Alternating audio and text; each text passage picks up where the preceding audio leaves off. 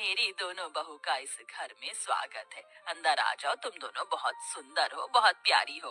केसरी ऐसा सोचकर अपने मन में सोच रही होती है। अब मेरी दोनों बहू आ गई हैं, इस घर को अच्छे से संभाल लेंगी, जैसे कि मैंने संभाला है। ऊपर से अब ठंड में मुझे काम भी नहीं करना पड़ेगा। जैसा मैंने सोचा था उससे भी बहुत सुंदर है मेरा ससुराल। अपना ससुराल देखकर तो मुझे इतनी खुशी हो रही है कि बस क्या बताऊं। मेरी तो सारी ठंड भी भाग गई। यहाँ तो किसी चीज की कमी ही नहीं है। सच कहूँ तो बहुत सुंदर लग रहा है ससुराल। पहले तो मैंने बहुत गरीबी देखी है, लेकिन ससुराल में किसी चीज की कमी नहीं होगी क्योंकि सब बढ़िया है। दोनों बहू के चेहरे पर मुस्कान थी। तुम दोनों बहुत थक चुकी होगी और तुम्हें ठंड भी लग रही होगी। चलो, मैं तुम्हें तुम्हारे कमरे में छोड़ आती हूँ, उसके बाद तुम्हारी पहली रसोई की रस्म करेंगे।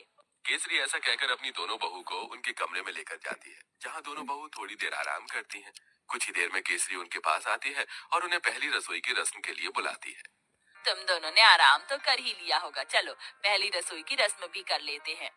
केसरी ऐसा कहने के बाद दोनों बहू को ठंड में रसोई में छोड़कर बाहर चली जाती है। थोड़ी ही देर में फिर से वो दोबारा आती है। मुझे माफ कर देना, मैं तो तुम्हें सामान निकाल कर देना ही भूल गई, अभी देती हूँ। केसरी रसोई में आकर एक कटोरी लेती है और उसमें 6 चम्मच चीनी डालती है, 2 गिलास दूध निकाल कर रख देती है और साथ में 2 कटोरी चावल निकाल के डोंगे में रख देती है। ये रहा सारा सामान। अब तुम अच्छी सी स्वादिष्ट खीर बनाकर सभी के लिए मीठे में लेकर आ जाना। केसरी इतना कहकर रसोई से बाहर चली जाती है और दोनों बहू एक दूसरे की तरफ देख रही होती हैं। लगता है माँ जी हमें कुछ ज्यादा ही भली समझ रही हैं। मुझे तो लगता है कि उन्हें ये लग रहा होगा कि हमें खाना बनाना ही नहीं आता। चलो, कोई बात नहीं, हम अपने हिसाब से बना लेते हैं। ज्यादा बनाएंगे ताकि रात को खाने को मिल जाए। खाने के बाद कुछ मीठा अच्छा लगता है।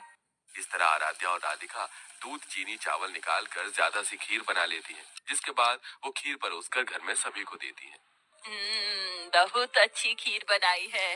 वैसे ठंड में खीर अच्छी लगती है, लेकिन चलो खाना तो अच्छा बनाना आता है तुम्हें।